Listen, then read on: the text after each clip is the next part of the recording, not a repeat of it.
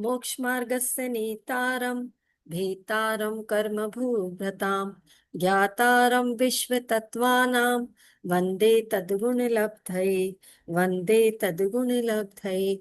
बोले चौबीसों तीर्थंकर भगवान की जय। बोली उमा स्वामी महाराज की जय। बोली द्वादशांग जिनवाणी माता की जय। जैन धर्म की जय। हम तत्वार सूत्र के तीसरे अध्याय में जम्बू द्वीप का वर्णन पढ़ रहे थे। उसमें क्षेत्र, फिर कुलाचल पर्वत, तालाब, उसमें स्थित नदियां, महानदियां, ये सब हम पढ़ चुके हैं। फिर उसके बाद में भरत क्षेत्र और ऐरावत क्षेत्र में किस तरह से समय का परिवर्तन होता है वो कल हमने देखा था। अवसर्पणी और उत्सर्पणी के माध्यम से किस तरह से भरत क्षेत्र और ऐरावत क्षेत्र में परिवर्तन होता है, और उसका विस्तार भी हम देख चुके हैं कि भरत क्षेत्र का विस्तार कितना था और बाकी क्षेत्रों का विस्तार किस तरह से बढ़ता जाता है। आज हम पढ़ेंगे सूत्र क्रमांक 28 से। 28 निकाल लीजिए। हाँ, नीलम भाभी पढ़िए 28वां सूत्र।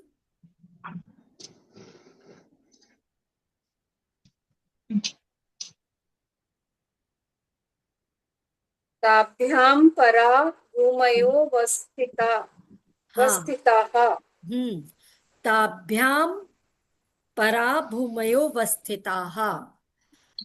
ताभ्याम परा यानी उसके उल्टे, या उसके विपरीत। अपरा शब्द का मीनिंग बताया था मैंने आपको, विपरीत। तो वो जो हम दो भूमियां पिछले सूत्र में पढ़ के आए, उसके विपरीत भूमयो वस्थिताः। बाकी सारी भूमियां क्या है?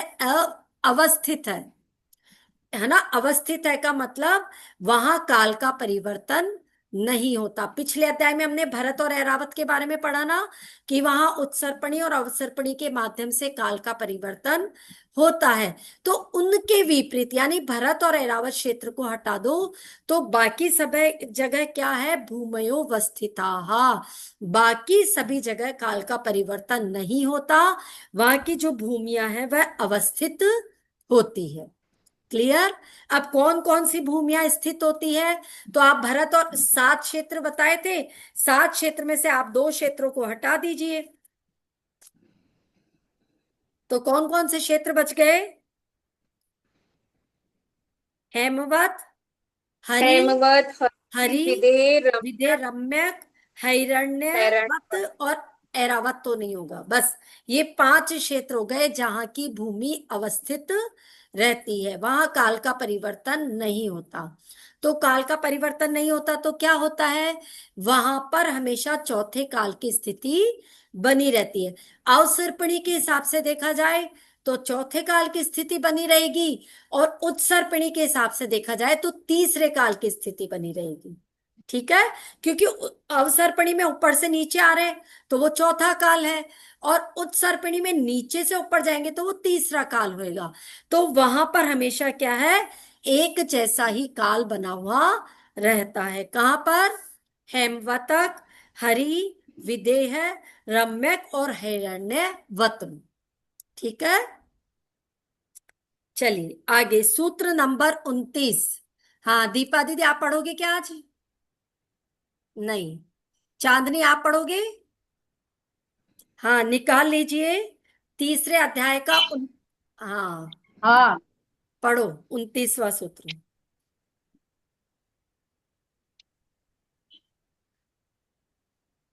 इस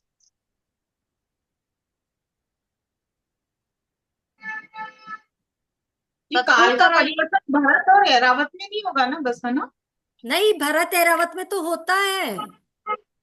नहीं, मतलब चौथे काल तक परिवर्तन। अच्छा, भरत ऐरावत में ही होता है और बाकी सब जगह नहीं होता है। बाकी सब जगह चौथा काल रहता है क्योंकि वो सारी भोग भूमियां हैं, तो वहां पे चौथा काल ही बना हुआ रहता है। हाँ पढ़ो चांदनी। एक, ये वाला है ना, एक हाँ द्वे त्रि पल्लयोपम स्थितियो हेमवतक हरिवर्षक देव पूर्वकः। हाँ, अब यहाँ पर आयु की बात कर रहे हैं कि जो हमने पिछले सूत्र में पढ़ा था ना कि वो भूमियां अवस्थित है, वहां परिवर्तन नहीं होता। तो अब उनमें आयु कहाँ कहाँ कितनी कितनी होती है, ये इस सूत्र में बताया है। तो क्या बोल रहे हैं, एक द्वि त्रि पल्योपम स्थितयो हेमवतक हारी वर्षक और देवकुरु वकाहा। यानी वहां ये जो तीन क्षेत्रों के नाम बताए हैं, दक्षिण क्षेत्र में सुमेरु पर्वत के दक्षिण क्षेत्र में कौन कौन से हैं, भरत, हेमवतक, हारीवर्षक और देवकुरु, ये क्षेत्र है ना। तो यहां पर आयु कितनी कितनी है, तो हेमवतक में तो है एक पल्योपम, फिर हारीवर्षक में दो पल्ले की आयु, फिर देवकुरु में तीन पल्योपम आयु है। और एक पल्ले का मतलब क्या होता है, असंख्यात वर्ष। एक पल्ले का मतलब असंख्यात वर्ष की आयु होती है। अब ये क्षेत्र देवकुरु नाम आया है इसमें। चलो हेमवतक तो पूरा ही क्षेत्र है जहां पर भोग भूमि है, और वहां की आयु हेमवतक की एक पल्योपम की, हारी वर्षक में दो पल्योपम की। अब देवकुरु, तो ये देवकुरु कौन सा क्षेत्र है, ये देखो मैं आपको दिखा देती हूँ एक बार।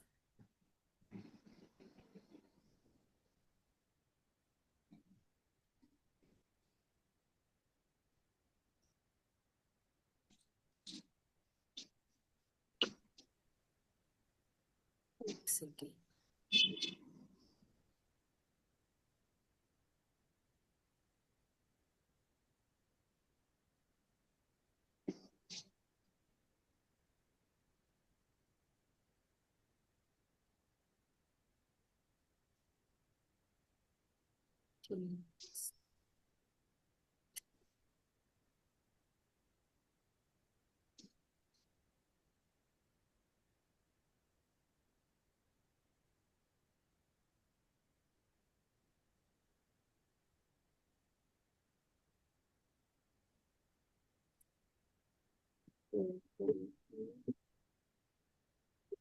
नहीं आ रहा है यार, चलो वैसे ही बताती हूँ फिर।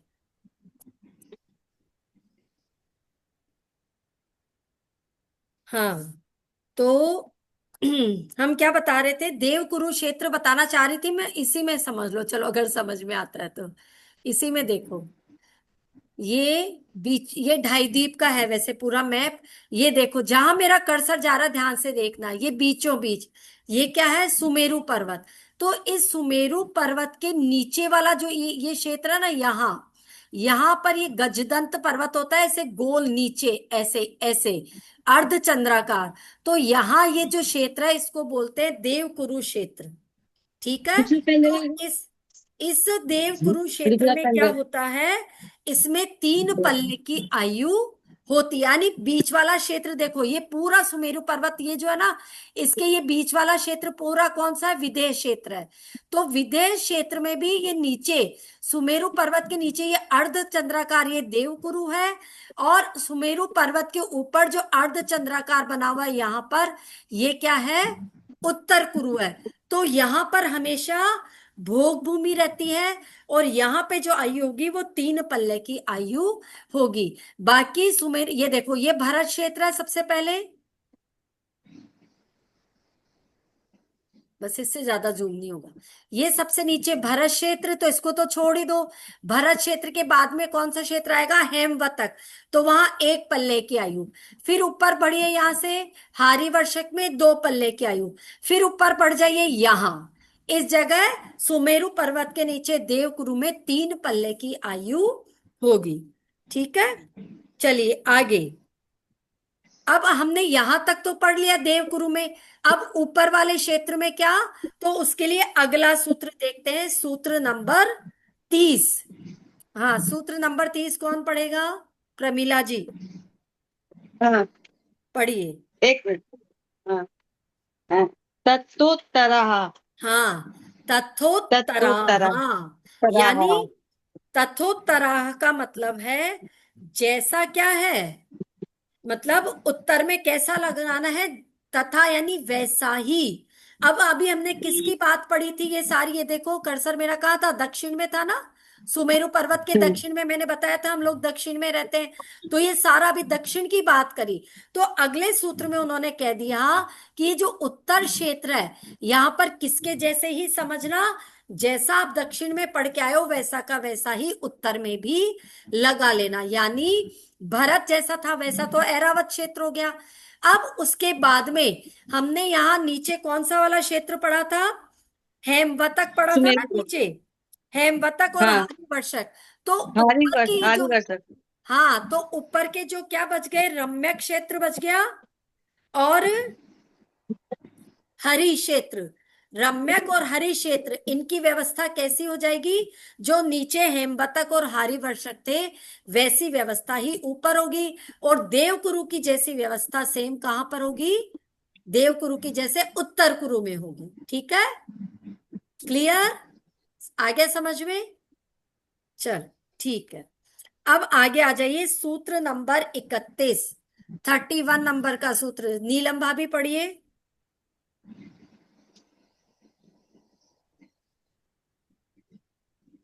विदेहेषु संख्ये कालाः।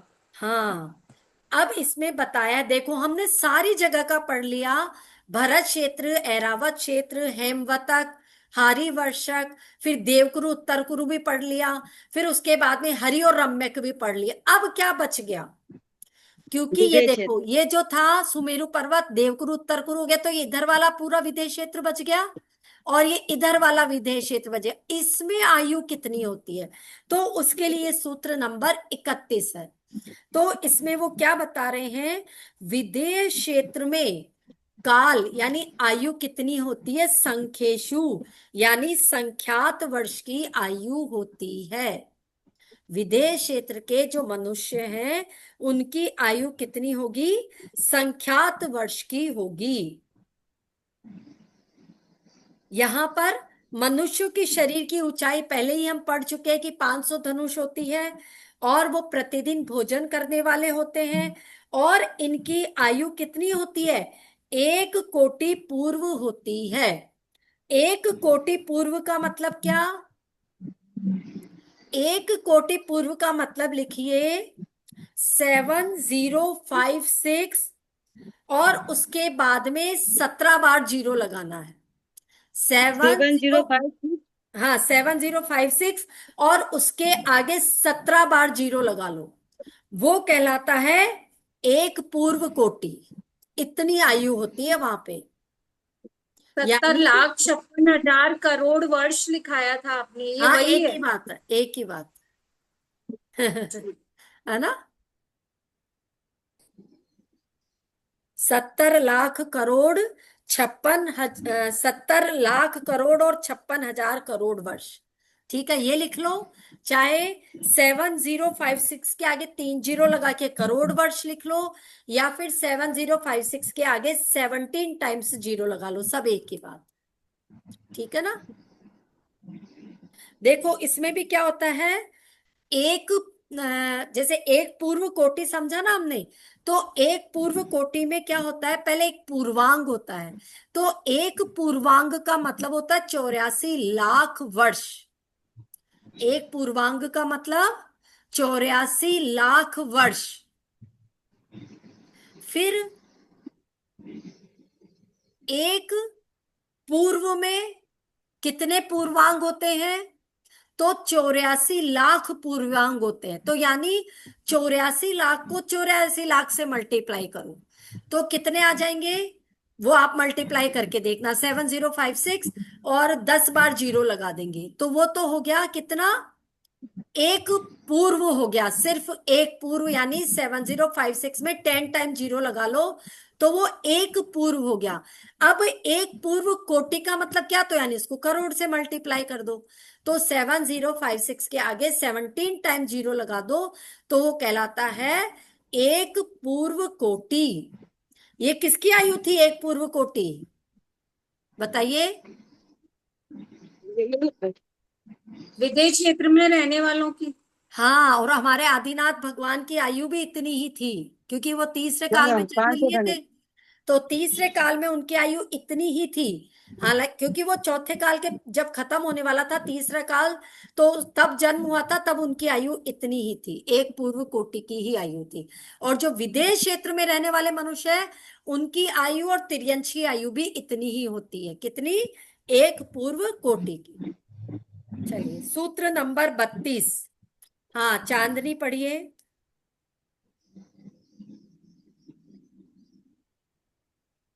Yes.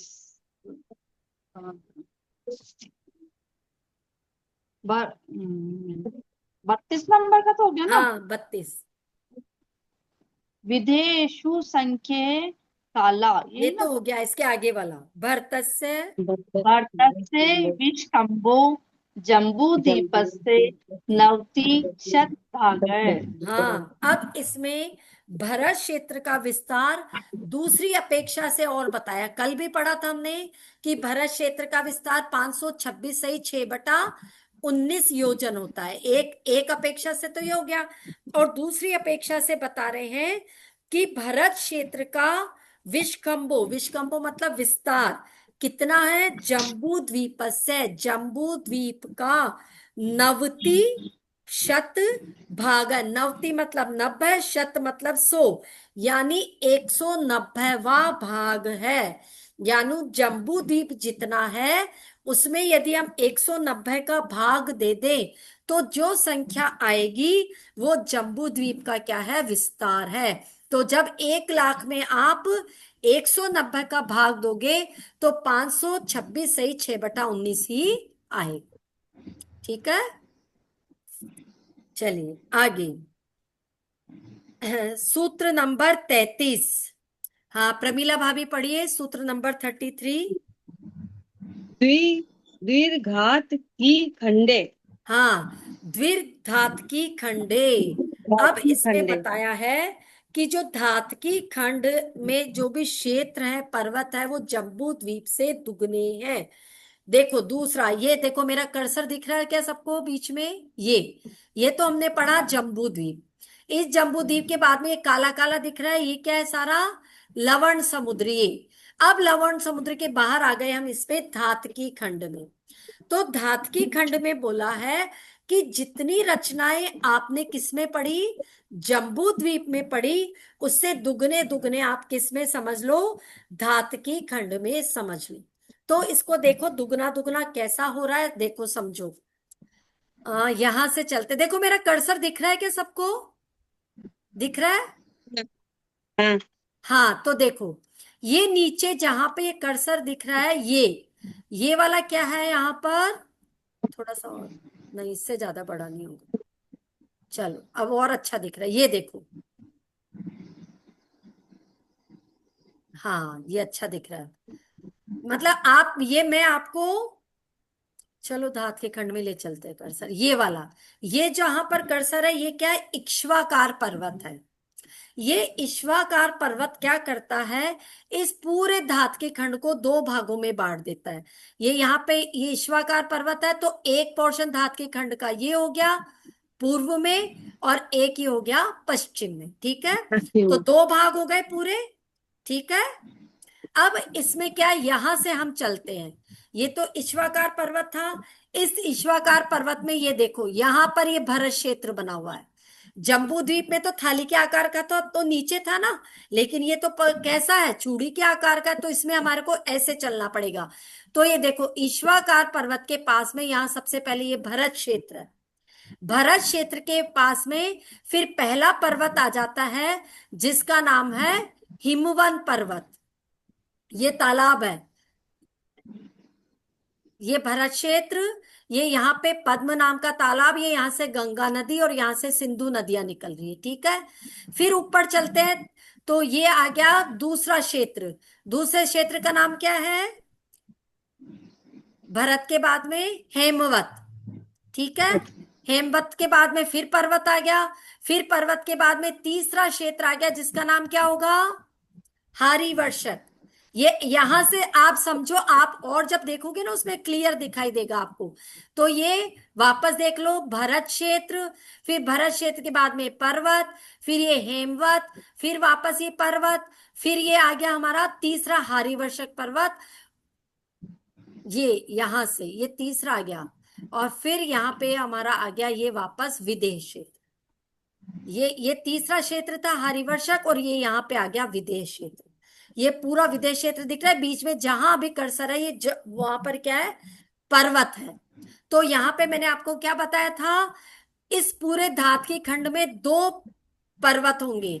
क्यों? क्योंकि उसमें एक पर्वत था सुमेरु पर्वत, किसमें, जम्बू द्वीप में, तो इसमें दो पर्वत, एक तो ये हो गया पश्चिम में, और एक ये इधर आ गया पूर्व में। तो ये दो पर्वत हो गए। और भरत क्षेत्र कितने हो गए इधर, एक तो ये हो गया वेस्ट में, और एक इधर हो गया ये ईस्ट में, तो दो हो गए भरत क्षेत्र। ऐसे ही दो हेमवत क्षेत्र हो गए, और ऐसे ही दो क्या हो गए, हारीवर्षक क्षेत्र हो गए। और ऐसे ही विदेश क्षेत्र, एक इधर विदेश क्षेत्र और एक विदेश क्षेत्र। तो आप समझे इसका मतलब, जम्बू द्वीप में जो चीज एक एक थी, यहां पर वो सभी चीजें दो दो है।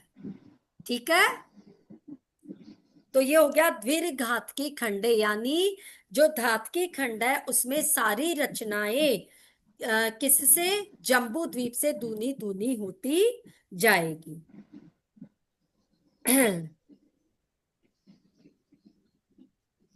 और इसका क्या बोलते हैं, विस्तार कितना होगा, 4 लाख योजन। ठीक है, 4 लाख योजन होगा ना, क्योंकि जम्बूद्वीप का 1 लाख, फिर उसके बाद में लवण समुद्र का 2 लाख, फिर कालो नदी का कितना हो जाएगा, दातकी खंड का कितना हो जाएगा, 4 लाख। ठीक है, चलिए आगे का सूत्र है सूत्र नंबर 34। 34 सूत्र में बोला है पुष्करार्धे च, यानी जो पुष्कर द्वीप है, मतलब पुष्करार्धे च का मतलब है पुष्कर द्वीप आधा लेना है। आधा क्यों लेना है, ये देखो डायग्राम में, ये देखो ये, वैसे तो पुष्कर द्वीप ये जितना गोला बताया ना, ये जितना, ये देखो जहां दिख रहा है, इसका दुगना आगे और भी इतना ही गोला था ये। लेकिन ये जो गोल दिख रहा है ना आपको, ये चारों तरफ, ये क्या, एक पर्वत है। इस पर्वत को बोलते हैं मानुषोत्तर पर्वत। तो इस पर्वत की वजह से पुष्कर द्वीप भी दो भागों में बट जाता है, और दो भाग हो गए। तो इस मानुषोत्तर पर्वत के आगे मनुष्य नहीं जा सकते, मनुष्य यहीं तक ही जा सकते हैं। तो इसलिए जम्बूद्वीप, धातकी खंड और आधा पुष्कर द्वीप, इसको बोलते हैं ढाई द्वीप, मनुष्य यहां तक ही रह सकते हैं। अब इसमें बोला है जो पुष्कर द्वीप है, इसमें भी सेम कितनी ही रचनाएं लगा लेना जितनी आपने धातकी खंड में पढ़ी थी।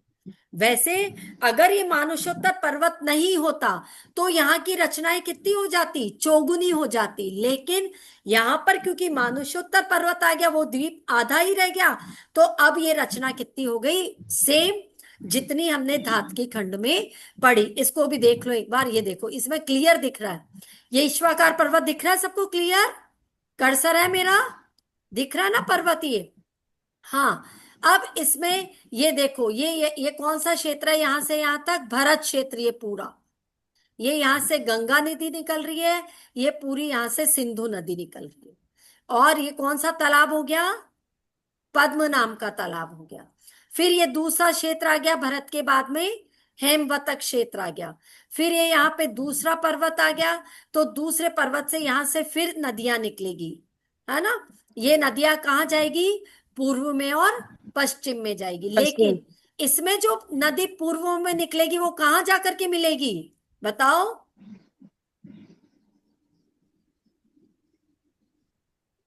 बताओ। दक्षिण में। नीलम भाभी,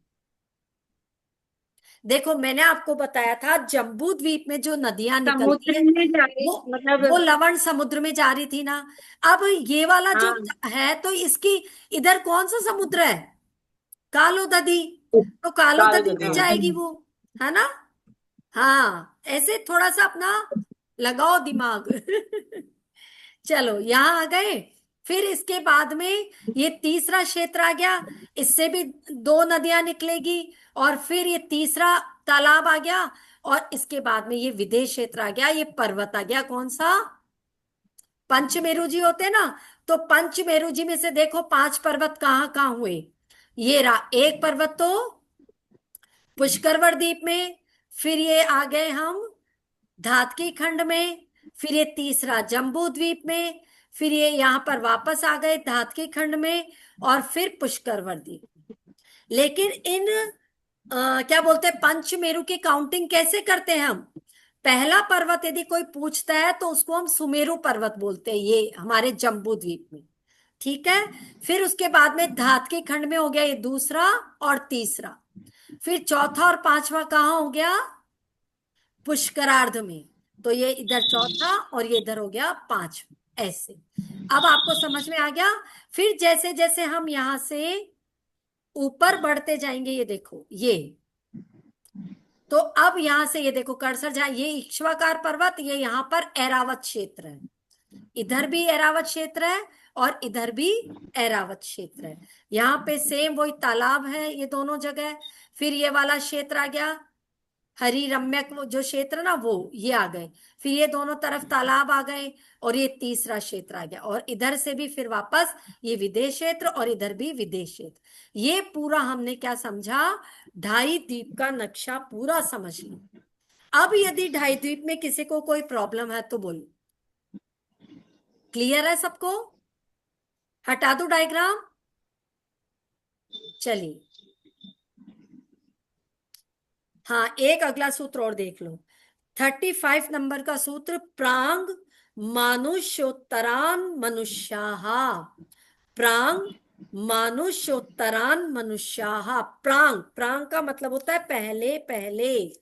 किसके पहले पहले? मानुष्योत्तर, यानी ये ढाई द्वीप में ये जो मानुष्योत्तर पर्वत दिख रहा है, इसके पहले पहले मनुष्याः, मनुष्य रहते हैं। ये बात हम पहले ही पढ़ चुके हैं कि ये जो मानुष्योत्तर पर्वत है, इसके पहले पहले ही मनुष्य रहते हैं। इस ढाई द्वीप को ही मनुष्य लोक कहते हैं। इसीलिए इस पर्वत का नाम सार्थक हुआ कि इसको हम क्या बोलते हैं? मानुष्योत्तर पर्वत बोलते हैं। इस मानुष्योत्तर पर्वत का भी क्या होता है? विस्तार होता है। ये 1721 योजन तो ऊंचा है। यहां हमारे को क्या ये गोलाई में दिखाई दे रहा है ना जैसे, लेकिन इसकी जो ऊंचाई होगी वो कितनी है? 1721 योजन ऊंचा है, और 430 योजन भूमि के अंदर दबा हुआ है। 430 योजन एक कोस भूमि के अंदर ये दबा हुआ है। और मानुष्योत्तर पर्वत की 4 दिशाओं में 4 जिनालय बने हुए हैं। कौन से जिनालय होते हैं इस पे? अकृत्रिम जिनालय। 4 दिशाएं हो गई, पूर्व पश्चिम उत्तर दक्षिण, तो उसमें यहां पर 4 क्या बने हुए हैं? 4 जिनालय बने हुए हैं। और 458 मध्य लोक संबंधी जिनालय होते हैं टोटल 458। ये हम बाद में बताएंगे आपको। चलिए, अब सूत्र नंबर 36 पे आ जाते हैं।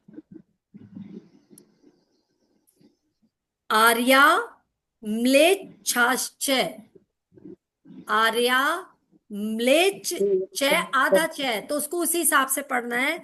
आर्या म्लेच्छाश्च। अब क्या मतलब हुआ इसका? कि मनुष्यों के भेद बता दिए। अभी तक हम पढ़ रहे थे कि भाई ढाई द्वीप है, ढाई द्वीप में मनुष्य रहते हैं, मनुष्य रहते हैं, ये तो पढ़ लिया, लेकिन अब मनुष्य के कितने प्रकार हैं वो हमने पढ़ना है। तो उसमें भी बताया, अच्छा मनुष्यों के भी प्रकार होते हैं, मनुष्य भी अलग अलग टाइप के होते हैं। हाँ, मनुष्य भी अलग अलग तरह के हैं। तो कौन कौन से हैं? आर्य मनुष्य और म्लेच्छ मनुष्य। कितने प्रकार के मनुष्य? आर्य मनुष्य और म्लेच्छ मनुष्य। अब आर्य मनुष्य किसको बोलते हैं? तो जो गुणों से सहित होते हैं, या जो लोगों की सेवा करते हैं, जिनमें करुणा भाव है, दया भाव है, तो उन्हें तो हम आर्य मनुष्य कहते हैं। या हम ऐसे भी कह सकते हैं, गुणवान लोग जिनकी सेवा करते हैं उनको आर्य मनुष्य कहते हैं। और म्लेच्छ मनुष्य किसको कहते हैं? म्लेच्छ मनुष्य कहते हैं जिनमें की धर्म प्रवृत्ति नहीं होती है, उनको म्लेच्छ मनुष्य कहते हैं। उनमें धर्म की भावना नहीं होती है। वो आचार और विचारों से ज्यादातर कैसे होते हैं? हिंसक प्रवृत्ति वाले आप उनको समझ सकते हो, या मतलब अधर्म प्रवृत्ति वाले उनको समझ सकते हो, तो वो कहलाते हैं म्लेच्छ मनुष्य। अब आर्य मनुष्य में क्या होता है? रिद्धिधारी मनुष्य भी होते हैं आर्य मनुष्य में। फिर देखो, एक हो गए साधारण मनुष्य, जैसे आप समझ सकते हो हम लोग, हमारे को कोई रिद्धियां प्राप्त है क्या? नहीं। लेकिन आर्य मनुष्य में भी जो सर्वश्रेष्ठ आर्य, उनको क्या होता है? रिद्धि प्राप्त होती है। तो ये रिद्धि प्राप्त वाली कितनी कितनी प्रकार की रिद्धियां होती है? वैसे 64 प्रकार की रिद्धियां हैं, लेकिन अगर उनको यदि हम सबसे पहले देखें तो 8 प्रकार की रिद्धियां होती है। बुद्धि रिद्धि, तप रिद्धि, बल रिद्धि, क्रिया रिद्धि, विक्रिया रिद्धि, औषध रिद्धि, रस रिद्धि और क्षेत्र रिद्धि। तो आर्य मनुष्य में भी जो सर्वश्रेष्ठ आर्य है, उनको इस प्रकार से रिद्धि प्राप्त होती है। और जो म्लेच्छ मनुष्य होते हैं वो भी 2 प्रकार के होते हैं, अंतर्द्वीपज और कर्म भूमिज। इस प्रकार से म्लेच्छ मनुष्यों के भी 2 प्रकार हैं, अंतर्द्वीपज और कर्म भूमिज। बस इतना ही कर लो, बाकी ज्यादा डीप में जाने की जरूरत नहीं। ठीक है, चलिए सूत्र नंबर 37। क्या बोला? वापस बोलना। अंतर्दीपक और अंतर्द्वीपज और कर्म भूमिज। कर्म भूमि। भूमिज विद्या भी वापस बोल दो ना एक बार। क्या बोलूं? रिद्धियां, हाँ लिखो। बुद्धि रिद्धि, हाँ। क्रिया रिद्धि, विक्रिया रिद्धि, तप रिद्धि, बल रिद्धि, औषध रिद्धि, रस रिद्धि और क्षेत्र रिद्धि। इस प्रकार से ये 8 प्रकार की रिद्धियां होती है।